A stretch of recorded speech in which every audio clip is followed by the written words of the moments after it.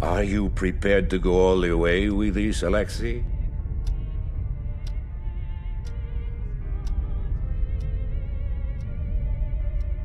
Yes. Hey, you got it, Skippy. What the hell are you? Into your hands I give the future. I will always hate Zeratul. What? Now, are you ready to die a second time? During the secret celebration of Tarsonis, I was locked within a conclave tower as it was overtaken by Dark Templar terrorists. After walking barefoot across shards of Caldera crystal, I seized the The rules are simple. Only use Starcraft 2 units. Only use Starcraft 2 heroes. The run will be done on fastest speed. Let your thoughts be free. Yes, although many of our warriors are in stasis. This is the hour of truth, noble Templar. Let the enemy know the wrath of Ire's champions. Partners then. 60-40. With Ire in ruins, I need to escape with the remaining Protons. I start with Mohandar, male adepts and topless immortals. While the enemy uses Nidus worms to reinforce themselves, I fight my way through and eventually get access to Ascendants and Disruptors. While the Zerg overrun the evac zone, Tychus and Talendar stay behind to buy time. Don't worry, old buddy. I'll give you some time to catch up. Things aren't safe just yet, as the Zerg have made it onto Shakuris. They attack my base, but are repelled by these Nerazim bloodhunters. Boy, aren't those just Dark Templar? No, Nerazim bloodhunters, completely different. With a force of male adepts, topless immortals, and Nerazim bloodhunters, I clear the area of Zerg. Come, brothers, join me in glorious battle! Now that was fun. Borazun tells us about a elnaga temple that can purge Shakuris of the Zerg. To use it, we need some magical rocks. Sounds pretty sequel-y to me. Before embarking on our merry quest, we need to clear the temple grounds. Now Pi, you may say, those are clearly Corsairs, which were in the original games. No, they're Nerazim Phoenixes, which are capable of disabling ground targets with Graviton Beam. You mean Disruption Web? No, they lift enemies into not attacking by using Disruption Web. Anywho, with a force of Nerazim Phoenixes, Warpless Prisms, Nerazim Bloodhunters, Topless Immortals, and a Legless Colossi, I destroy the Broodmothers and secure the temple. Nova here. Infested Nova says that a new Abathur is growing on Char. You speak above your caste, lesser being. This is unimaginable heresy. Silence! In return for weakening the Broodmother, she'll help us with securing the magic rocks. After landing a team of Legless Colossi and Topless Immortals, I use the expert tactic of slipping Nova by the enemy lines, waiting for her to heal and rushing to the crystal. Some humans have redeeming qualities. As usual, the UED show up to ruin my fun. Friends don't let friends massacre civilians. The only cure for inferior life forms is purification by fire. The United Earth Directorate wants me to hand over all my loot and stop being a jerk. Perfectly reasonable. So I proceed to attack their blockade. With Zelendis and a thin void ray, male adepts, topless immortals, and Nerazim bloodhunters, I alternate between clearing turrets with ground forces and blitzing the enemy bunkers. Eventually, I get access to Ascendants, Disruptors, Legless Colossi, Phoenixes, and a Fathership, allowing me to destroy the final generator. Back to Char. To get the Colossus, I need to either attack the new Abathur to pacify the nearby brutes or fight my way to the crystal directly. I choose the more violent option and massive force of male adepts, topless immortals, legless colossi, deflated banelings, legless roaches, and SC2 queens high on Terrazine. Eventually, I weaken Abathur and get the Colossus. Surprise! Rohana is being Rohana and refusing to work with the Dark Templar. The obvious solution is to kill her. Very logical. Now, Pi, you may say, these are clearly Dark Archons which were in the original games. No, Tal'Darim Archons. The Tal'Darim are red, these Archons are red? Coincidence? Anyways, I could record an epic struggle of fighting through Ohana's forces, but I think cheesing the mission sounds more like the sequel to me. Using a strike force of Warpless Prisms and Nerazim Bloodhunters, I arrest Rohana. The only cure for Zerg infestation is purification by fire. This is unimaginable heresy. Executing. Surprise, surprise, Infested Nova was just using us to kill the Broodmothers. Of course, we were gonna use the temple to destroy the Zerg anyways, so it's a moot point. I need to get Mohandar and Zelendis to the temple and hold out against the Zerg. But I think that destroying my enemies from orbit sounds more sequel-y to me.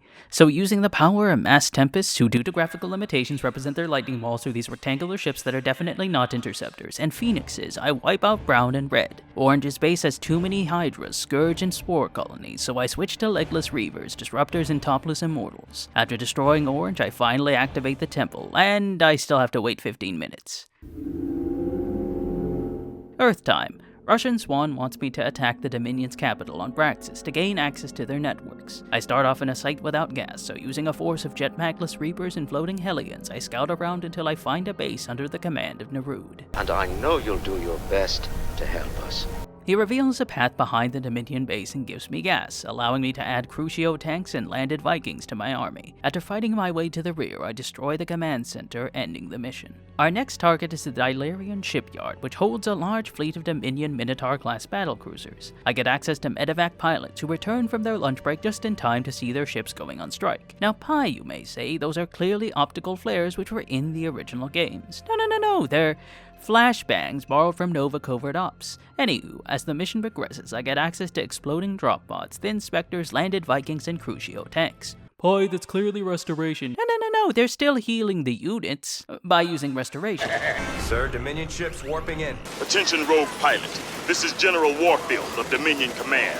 You're ordered to stand down or face immediate termination. Settle down, hotshot. They're coming. With Minotaur-class battlecruisers, I wipe out Warfield's fleet. Heading to Tarsonis, I discover the Psi Destroyer, a weapon capable of destroying the Zerg. I need you to destroy those cores before the Queen of Blades finds them. Hit that bullseye and the dominoes will fall like a house of cards. Stupid. Can you believe it? While using the destroyer is a no-brainer, Admiral Horner wants us to destroy it to keep it from enemy hands. Unfortunately, the destroyer is surrounded by Zerg broods, so using the expert tactic of crucioing from the cliffs, I destroy the nearby hives, clearing the way to the destroyer. They're living on borrowed time. Really is quite a nuisance, isn't he? Time to assault Korhal. I have the choice to disable Valerian's fleet or his nukes. Having played Old Soldiers, I elect to disable his nukes. Using a mix of jetpackless Reapers, medevac pilots, landed Vikings, and Crucio tanks, I fight my way to his silos and destroy them. Just like Wings of Liberty, the choices don't really matter, so let's do the nuke version of the mission. With the battlecruisers disabled, Valerian prepares to drop the bomb. There's a little trick in this mission where you have enough time to research Widow mines to take out the enemy. This keeps some of my troops alive after the initial barrage. Now I could record an epic struggle to Valerian's palace, but I think that cheesing things supernova style is thematically relevant. So I fly an army of T-posing banshees to the palace and destroy it. Assuming one disables the nuke silos, Valerian sends his fleet of battlecruisers to attack, but thankfully I get thin specters and landed Vikings to counter them. After building up a force of landed Vikings, jetpackless Reapers, medevac pilots, thin specters, and Crucio tanks, I push to the palace and destroy it. I can see why my father wants to kill you. That ass-kicking's been a long time coming. You know, for the most wanted man in the sector, you ain't that hard to find. That's funny, convict. I don't recall giving you access to our ships. Thanks for the advice, son. Now shut up. We track Valerian to Ire, where he's holed up with Tychus and the Protoss. I get access to Liberators, which tear through the Mutalisks easily. While the Protoss and Zerg are busy beating each other up, I send a fleet of Minotaur-class battlecruisers and Liberators to Valerian to destroy his base. Unfortunately, Nerud does a thing. Strike while they are in disarray. Now, how'd I miss this button with a skull on it? While Valerian escapes, Swan grows to Braxis. Turns out the Psi Destroyer is still online. I think we lost Swan. Fulfill your purpose. Kill everything. I need to apprehend our chief engineer. With Nerud in the squad, I break in and commit several extremely unpeaceful acts on the personnel. After stealing some landed Vikings, they come across Swan. Squirm all you like. You will not escape your fate. Hope you brought your sunscreen, Cal. Surprise, surprise, turns out Nerud's a traitor and Swan was actually using the Psi Destroyer to beat the Zerg. Nerud tries blowing up the building, but with the expert tactic of rushing to the end, I stop the countdown and save the Psi Destroyer. Time for Abathur 2 Electric Boogaloo. He's protected by 3 chunky broodmothers who are all clearly cheating, you disgusting hacks. Broodmother 1 is using an invincibility cheat to protect her chonky spine crawlers. Broodmother 2 has modded the mission to let her build infinite noxious ultralisks. And Broodmother 3 has infested marines. that explode. Now I could record an epic struggle to each of the brood mothers in the Abermine, but I think turtling Wings of Liberty style is pretty sequely to me. So using a fleet of Minotaur-class battlecruisers, I destroy each Cerebrit. To counter flying Banelings and chunky Corruptors, I add Liberators and chunky Ravens to the gang. Eventually I secure Abathur, and a brood pops in. My forces have taken control. Make this easy on everyone, and surrender now. Doesn't work that way out here, Nova. You've made a poor choice, Admiral. With the sector under UED control, Nova asks Tychus and Talendar for help. Dominion's always going to have problems. They'll need us to solve them. Our own way. Arrogance! Watch your words, or my blade will watch them for you. Unfortunately, the Side Destroyer's signal reaches Tarsonis and sends the broods into a blind panic. So using a force of deflated Banelings, Legless Roaches, Flying Banelings, SC2 Queens high on Terrazine, and Grounded Vipers, I save each hive from destruction. With Tarsonis secure, it's time to take out the Side Destroyer. To secure more Zerg, Nova asks Valerian for help. I am a great patron of the sciences. Everyone wonders if I will be as good an emperor as my father. But I want to get back to Korhal. While Tychus disables the destroyer's power links, Valerian gives Nova a hive mind emulator to control the nearby feral Zerg. After getting legless vile roaches, raptors, and a noxious ultra, I land my army at the Side Destroyer to destroy it. Now pie, you may say, these are clearly overlords using ventral sacs. No, they're baby overseers, and I use this totally real Nidus worm to bring everyone over. Trust me. Talendar volunteers to lead an attack on the Kelmorian Combine. After storming the initial base, I get asked to infest some buildings, which are definitely not command centers. They're, infested orbitals. What we got here's the biggest turkey shoot in a galaxy. On this battlefield, I see only glorious combat. Using Talendar and the squashed Brutalisks to defend my base, I send a force of T-posing Vipers, Flying Banelings, and Broodless Broodlords to target each enemy orbital, allowing my SC2 Queens to infest each one, ending the mission. Time to take Korhal. Given all the free money I have, I push with packs of deflated Banelings while slowly expanding throughout the map. As I run into heavy resistance, I add squashed Brutalisks, Legless Roaches, and SC2 Queens high on Terrazine, allowing me to overrun the enemy. It seems my faith in your abilities has been vindicated, Nova. Betrayal time. I need to destroy Warfield and Talendar. To do this, I get 6 minutes to launch a surprise attack to weaken their defenses. After crushing 2 of Warfield's bases, the enemy retaliates. To defend, I get access to burrowing Ravagers, who due to graphical limitations can only depict their corrosive biles in the forms of these pointy triangles, which are definitely not spines. Anywho, with a force of T-posing Vipers, Broodless Broodlords, and Flying Banelings, I destroy Talendar and Warfield's bases. We need not speak. Our blade shall speak for us. Let's get the hell out of here. You gave up your humanity for this? To kill more people? Yes. Damn it! After returning to Tarsonis, the UED sends its broods to attack Nova. After hiding several units and building a squad of T-posing Vipers, I retake each outpost and add Broodless Broodlords and chunky Corruptors to my army. Turns out the UED is using scientists to command the brood, so I target the Terran forces and wipe them out. Next, I need Matriarch Vorazun. She's in the Dark Templar capital of Telematros, which is powered by a number of pylon clusters. Due to some technobabble, I can't use air units, but I can overload their pylons to blow up the city.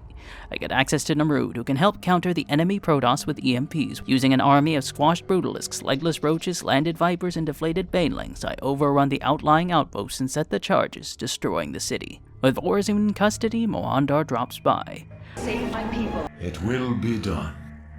I need to destroy the Abermide with Nerazine Bloodhunters. To push the immediate area, I send deflated Banelings, Legless Roaches, and T-posing Vipers. After the enemy sends a million counterattacks, I mass 2 forces of Broodless Broodlords and chunky Corruptors, allowing me to push on a broad front. I finish off Abathur, but there's an issue.